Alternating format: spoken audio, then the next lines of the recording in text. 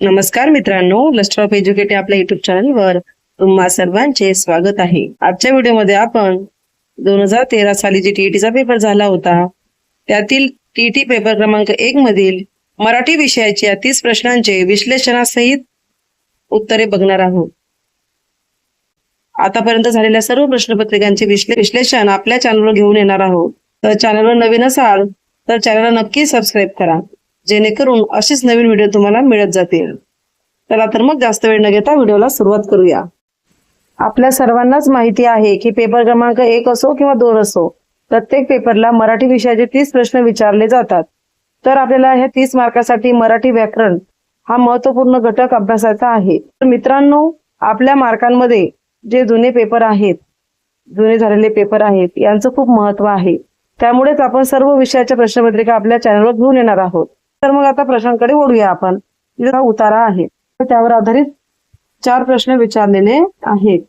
तर तुम्हाला काय करायचं आहे, उतारा आधी न वाचता तुम्हाला आधी प्रश्न वाचून घ्यायचा आहे, त्यानंतर उताराकडे जायचं आहे. बघा, आता तुम्ही काय करू शकता, 3ही प्रश्न एकत्र वाचू शकता. जे 4 प्रश्न आहेत दिलेले आहेत ते 4ही प्रश्न वाचू शकता, नंतर उताराकडे जाऊ शकता, किंवा एक प्रश्न घेऊन उताराकडे जाऊ शकता. आता तुम्हाला विचारलंय भाषेला एकाने कोणती उपमा दिली आहे, तर इथं जर तुम्ही वाचलं व्यवस्थित तर बघा इथं काय दिलेलं आहे, भाषा हे संपर्काचे एक साधन आहे, तेव्हा भाषेच्या अभिमानानं माणसानं माथेफिरू होऊ नये हे खरं आहे, परंतु त्यावर भाषा ही समाज पुरुषाच्या जीवनाला चेतना देणाऱ्या रक्तासारखी आहे. बस इथंच आपल्याला उत्तर मिळून जाते. तर पर्याय क्रमांक 3 आहे आपलं उत्तर. त्यानंतर दुसरा प्रश्न आहे, भाषेच्या संवर्धनासाठी आणि प्रसारासाठी झटणारा माणूस लेखकाला कोणत्या देशात भेटला. इथं वाचू शकता, फ्रेंचांप्रमाणे जर्मन लोकांना आपल्या भाषेविषयी प्रेम आहे. आपली भाषा इतरांनी शिकावी म्हणून जगभर केंद्रे काढली होती. कोणी काढली मग ही? जर्मन लोकांनी, आहे की नाही. याचं उत्तर आहे पर्याय क्रमांक 2 बरोबर आहे. त्यानंतर आहे, जर्मन पंडिताचं अन्य कोणत्या भाषेवर प्रेम आहे. तर बघा इथं दिलेलं आहे, संस्कृतचा अभ्यास भारतापेक्षा जर्मन अधिक होतो, म्हणजे त्यांचा कोणत्या भाषेवर जास्त प्रेम आहे? संस्कृत. त्यानंतरचा प्रश्न बघा, आपली भाषा इतरांनी शिकावी म्हणून जगभर प्रसार करणारा देश कोणता. उत्तर वाचा, इथं तुम्हाला उत्तर मिळून जाईल. हे पर्याय क्रमांक 2 फ्रान्स. पुढचा प्रश्न बघा, महानायक संभाजी पानिपत या कादंबरीचे लेखन कोणी केले. नायक या कादंबरीचं जे लेखन केलंय, महानायक संभाजी पानिपत या कादंबरीचं लेखन विश्वास पाटील यांनी केलेलं आहे. झाडाझडती हे सुद्धा विश्वास पाटील यांचं एक फेमस पुस्तक आहे. आता इथे तुम्ही जर पर्याय बघितले, रणजित देसाई, तर रणजित देसाईंचे स्वामी, श्रीमान योगी, राधेय, रुक्मती, गरुड झेप, त्याचप्रमाणे लक्षवेध हे पुस्तकं फेमस आहेत. नंतर शंकर पाटीलचा जर तुम्ही विचार केला, तारपुला नावाची कादंबरी आहे, गावाकडच्या गोष्टी, मृत्युंजय, छावा आणि युगंधर ह्या महत्वाच्या कादंबऱ्या शिवाजी सावंत यांनी लिहिलेल्या आहेत. पुढचा प्रश्न बघा, रोज कुठल्या तरी फॅक्टरीतला 5चा भोंगा वाजत असे या वाक्याचा काळ कोणता. आता या वाक्याचा काळ कोणता आहे, तर रीती भूतकाळ. उलटी वर्तमान काळ जर असतं तर काय असतं, वाजत असतो आलं असतं. त्यानंतर अपूर्ण भूतकाळ असता तर काय असं, वाजत होता. रीती भविष्यकाळ असतं तर काय आलं असतं, वाजत जाईल, त्याप्रमाणे आलं असतं. म्हणून उत्तर काय आहे, रीती भूतकाळ. पुढचा प्रश्न बघा, आपला आशीर्वाद असावा या वाक्याचा प्रकार कोणता. तर या वाक्याचा प्रकार आहे विद्यार्थी. विद्यार्थी वाक्य कशाला म्हणतात, तर बघा विद्यार्थी वाक्यामध्ये कर्तव्य, शक्यता, योग्यता, इच्छा दिलेल्या असतात. वाक्य काय आहे, आपला आशीर्वाद असावा ही एक इच्छा झाली, म्हणून या प्रश्नाचं उत्तर आहे विद्यार्थी. आता संकेतार्थामध्ये जर, तर, जरी, तरी या प्रकारे वाक्य जोडलेले असतात. तर स्वार्थी वाक्यामध्ये काळाचा बोध होतो. आणि आज्ञार्थीमध्ये काय दिलेलं असते, आज्ञा, मागणी, आशीर्वाद देणे, प्रार्थना, विनंती, उपदेश करणे याप्रमाणे उल्लेख असतो. तर या 4ही प्रकारच्या वाक्यांचा अभ्यास करणं गरजेचं आहे. प्रत्येक पेपरला या वाक्यांवर प्रश्न आलेला दिसतो. पुढचा प्रश्न आहे, विद्वान हा शब्द खालीलपैकी कोणत्या प्रकारचा आहे. तर याचं उत्तर आहे बघा तत्सम. म्हणजे काय, तर संस्कृत मधून मराठीत जसे तसे आलेले शब्द त्याला तत्सम शब्द असे म्हणतात. पुढे आहे, सहलीला जाताना कात्रज जर उजाडले या वाक्यातील प्रयोग ओळखायचा आहे. तर बघा मित्रांनो, उजाडले, मळमळले, गडगडले जर असं असलं त्याचा प्रयोग काय असतो, भाव कर्तरी प्रयोग असतो. क्रियेचा भाव किंवा अर्थ हाच वाक्यातील कर्ता असल्यामुळे यास भावकर्तरी प्रयोग असे म्हणतात. आता इथं उजाडले म्हणजे काय? उजाडत होते असं. बाकीच्या प्रयोगांचा अभ्यास सुद्धा तुमचा असणं गरजेचं आहे. पुढे बघा, म स ज स त त ग हे कोणत्या वृत्ताचे गण आहेत? त्याचं उत्तर आहे शार्दूल विक्रीडित. तर यामध्ये जे नववधू आहे तर हे मात्रा वृत्त आहे आणि हे 3 जे वृत्त आहे ते अक्षरगण वृत्त आहेत. तर बघा, यांचे गण माहीत असणे गरजेचे आहे. तर बघा, नववधू मध्ये काय असतात? 16 मात्रा असतात. भुजंग प्रयामध्ये गण काय पडतात? य य य य हे गण असतात भुजंग प्रयामध्ये. तर इंद्रवजाचे गण काय पडतात? त त ज ग ग हे गण पडतात. तर तुम्हाला वृत्तांचा सुद्धा अभ्यास करायचा आहे. बघा, प्रत्येक पेपरला या वृत्तांवर प्रश्न आलेले आहे. जे महत्वाचे वृत्त आहेत ते तुम्हाला करून जायचे आहेत. पुढील पैकी संधी विग्रहाच्या नियमानुसार गटात न बसणारा शब्द कोणता? याची फोड केली आपण तर काय होईल? इथं विसर्ग आहे, इथं काळ म्हणजे दुष्काळ, याप्रमाणे त्याची फोड होते. तर दुर्जनची कशी होईल? दु विसर्ग आणि जन, बरोबर आहे.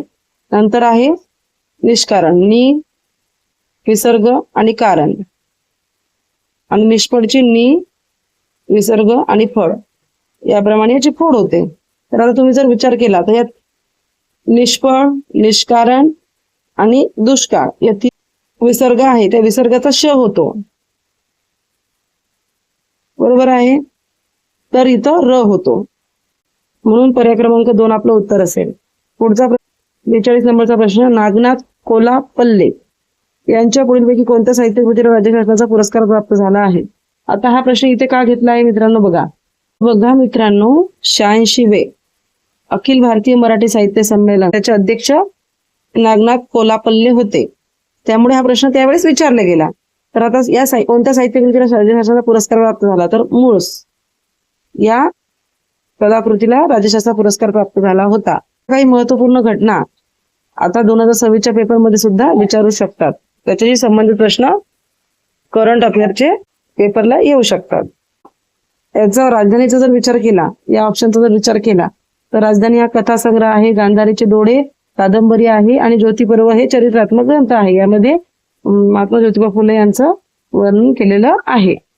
आता पुढचा प्रश्न बघूया, पुढीलपैकी अशुद्ध शब्द कोणता? तर उत्तर आहे नाविन्य. आता या शुद्ध आणि अशुद्ध शब्द 1 मार्कासाठी ठरलेला आहे. आता याचा अभ्यास कसा करायचा? तर हे शब्द नेहमी लिहून बघायचे मित्रांनो. जेव्हा तुम्ही हे शब्द प्रत्येक वेळेस लिहून बघणार तर तुम्हाला अचूक शब्द तिथं बरोबर पेपरला क्लिक होतो की हा, म्हणजे नियम पाठ न करता जर तुम्ही हे शब्द वारंवार लिहिले तर तुमच्या लगेच लक्षात येतात. जयंताने मध्येच विचारले कोण होते? या वाक्यात किती विरामचिन्हे आली आहेत? आता इथे महत्वाचा प्रश्न आहे की आपला प्रश्न केवढा आहे? एवढाच आहे. इथे बघा, आता प्रश्न आपला एवढाच आहे, त्यामुळे आपण एवढाच विचार करायचा. या प्रश्नाचा चिन्हाचा विचार आपल्याला इथं करायची गरज नाही.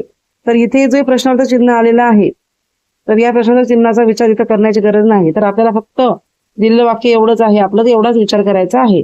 तर बघा, स्वल्पविराम, एकेरी अवतरण चिन्ह आणि प्रश्नार्थक चिन्ह, म्हणजे 3 आपल्याला अवतरण चिन्ह आलेले आहेत, उत्तर विराम चिन्ह आलेले आहेत, म्हणून उत्तर आहे 3. पुढचा प्रश्न बघा, पुढील शब्दाचा समानार्थी नसलेला शब्द सांगितलाय. आपण घाईमध्ये असलेला वाचतो आणि लगेच उत्तर देऊन टाकतो. समानार्थी शब्द कुठला आहे? अश्वचा वारू आहे, हय आहे, तुरंग आहे, परंतु शाकामृग नाहीये. तर शाकामृग म्हणजे काय? तर माकड. त्याला माकडाला कपी सुद्धा म्हणतात, वानर सुद्धा म्हणतात.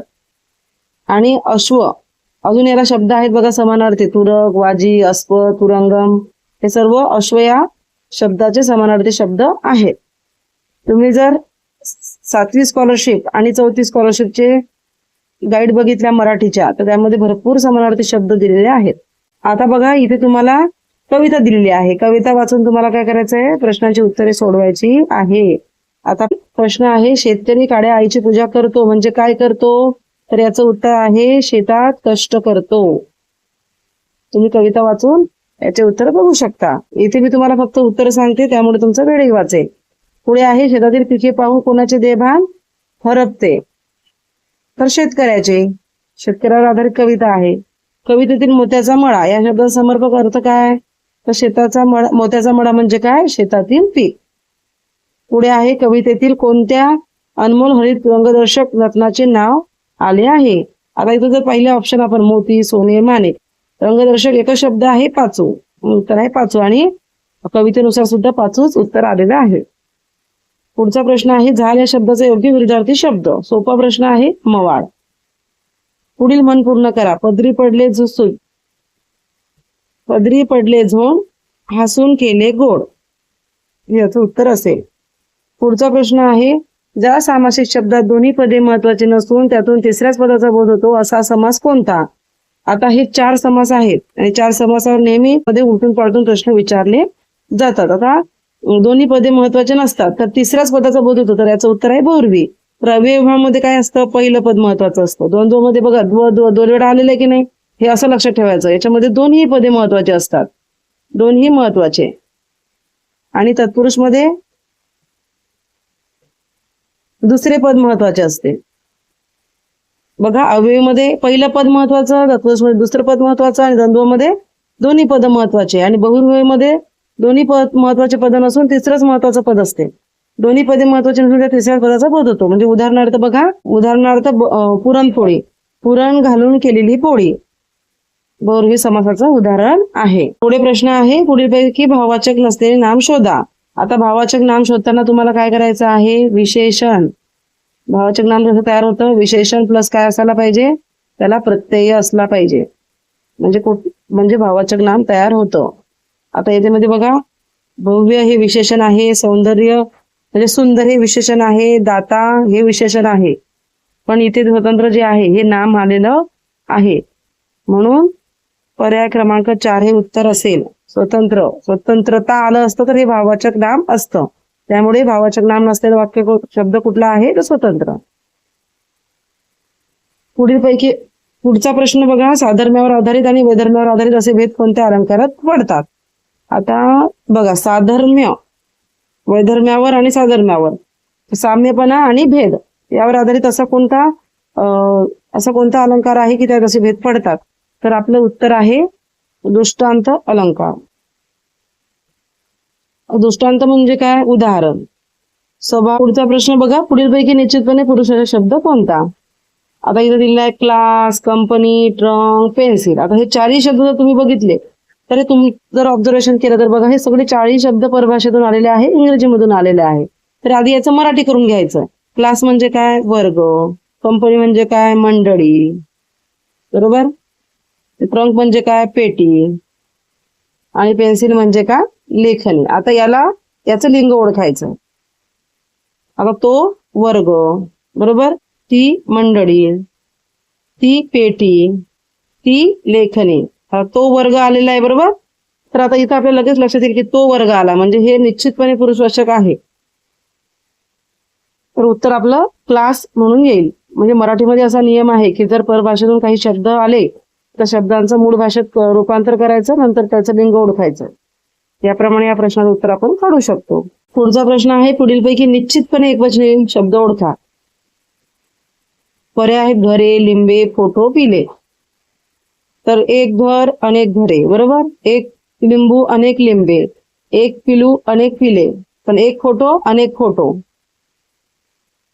हा निश्चितपणे एकवचनी असलेला शब्द आहे. म्हणून पर्याय क्रमांक 3 हे उत्तर आहे. मध्ये नियम आहे की आकारांताशिवाय इतर सर्व पुल्लिंगी नामांची रूपे दोन्ही वचनासारखीच येतात. आता पुढचा प्रश्न बघून घेऊ. मुलांनी आज्ञा पाळावी या वाक्यातील नाम कोणत्या विभक्तीत आलेलं आहे? तर आधी नाम ओळखायचं आहे आपल्याला. नाम आहे मुलांनी. अत्र्या आहे चतुर्थी अनेकवचनी, षष्ठी अनेकवचनी, द्वितीय अनेकवचनी, तृतीय अनेकवचनी. त्याचं उत्तर आहे तृतीय अनेकवचनी. तृतीयचे काय आहेत? प्रत्यय, ने, एशी, बरोबर. त्यामुळे पर्याय क्रमांक 4 उत्तर असेल. पुढचा प्रश्न आहे नोकरीसाठी केलेला अर्ज हा कोणत्या पत्र लेखनाचा प्रकार आहे? तक्रार अर्ज, मागणी अर्ज, कौटुंबिक पत्र, व्यावसायिक पत्र. सरळ उत्तर आहे मित्रांनो, सोपं, व्यावसायिक पत्र आहे हे. पुढचा प्रश्न आहे पुढीलपैकी कठोर व्यंजने कोणती आहे? आणि पर्याय आहे च, ग, ड आणि द. च हे कठोर व्यंजन आहे. ग हे मृदू व्यंजन आहे, द हे अनुनासिक आहे, द सुद्धा मृदू व्यंजन आहे. पुढचा प्रश्न आहे, पुढील वाक्यात किती नामांमध्ये सामान्य रूपामुळे बदल झाला आहे? शिक्षकांनी मुलांना शाबासकी दिली. तर हा प्रश्न आहे जो मित्रांनो, हा प्रश्न मोराव वारिंद सरांच्या पुस्तकातून जसाच्या तसा उचलून इथे टाकलेला आहे. याचं उत्तर आहे 2. आता उत्तर 2 कसं, तर बघा, शिक्षक आणि मूल हे 2 शब्द आहेत. मूळ शब्द काय आहेत? मूल, आणि त्याला प्रत्यय लागलेला आहे ना, आणि मूल आहे काय झालं? सामान्य रूप. शिक्षकांनी या शब्दामध्ये मूळ शब्द आहे शिक्षक, त्याला प्रत्यय लागला नी, आणि शिक्षका हे काय आहे? सामान्य रूप आहे. म्हणून 2 शब्द असे आहेत की सामान्य रूपामुळे त्याच्यामध्ये बदल झालेला आहे. तर अशा प्रकारे मित्रांनो येथे आपण मराठी विषयाची 30 प्रश्न विश्लेषण असे बघितलेले आहेत. पुढील व्हिडिओमध्ये आपण पुढील प्रश्नपत्रिकेचे विश्लेषण घेऊन येणार आहोत.